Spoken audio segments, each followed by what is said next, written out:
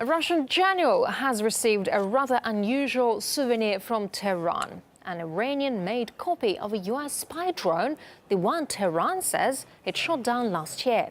Tehran claims to have reverse-engineered the device and decoded all the data it had stored, and lately has even unveiled its own new drone designs. Let's talk about this live with Fouad Izadi, Professor of Political Communication at the University of Tehran.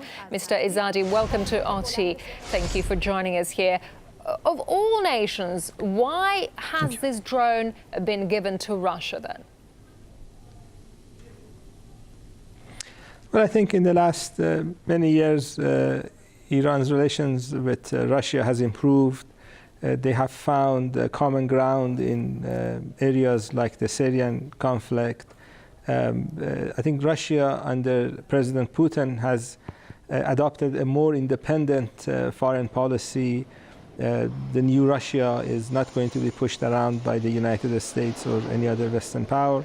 And I think that fits with Iran's foreign policy. And I think because of common history, common border, and common interests in international relations, I think Iran is trying to improve its relations with Russia.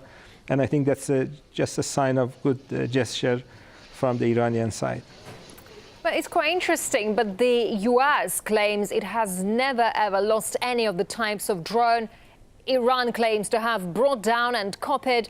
Is that Tehran bluffing, or maybe is it Washington trying to save its face?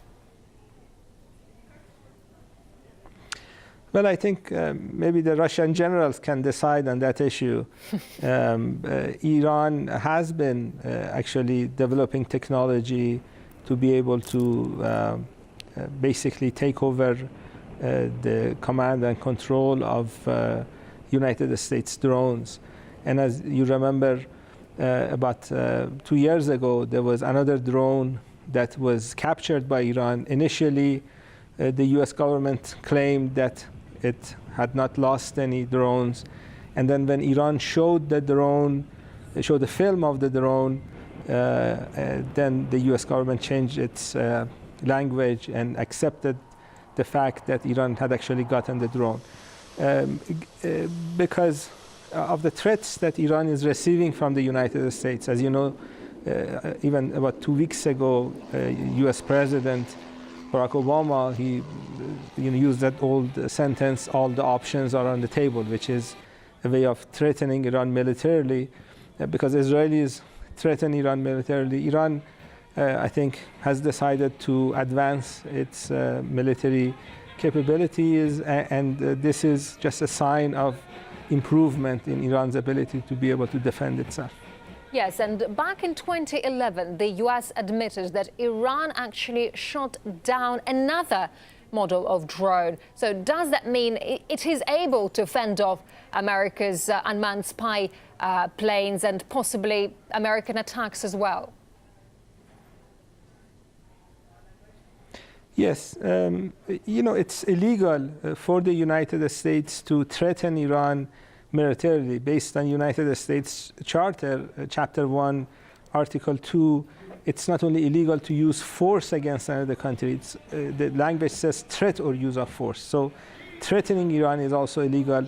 Sending drones into Iranian territory is illegal. And unfortunately, the US government is breaking international law on almost daily basis.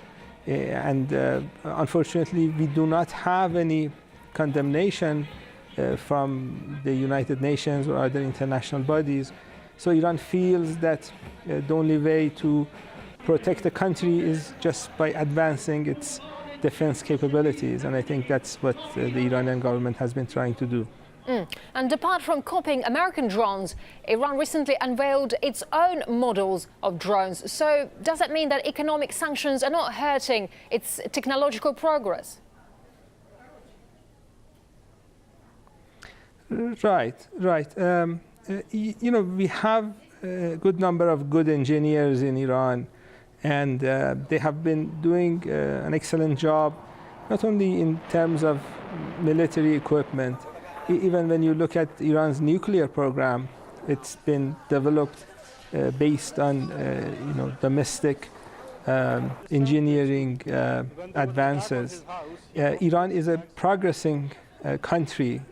About 35 years ago, Iran was just another third world country under US domination, but Iranian people broke away from that domination. There was a revolution, popular revolution here.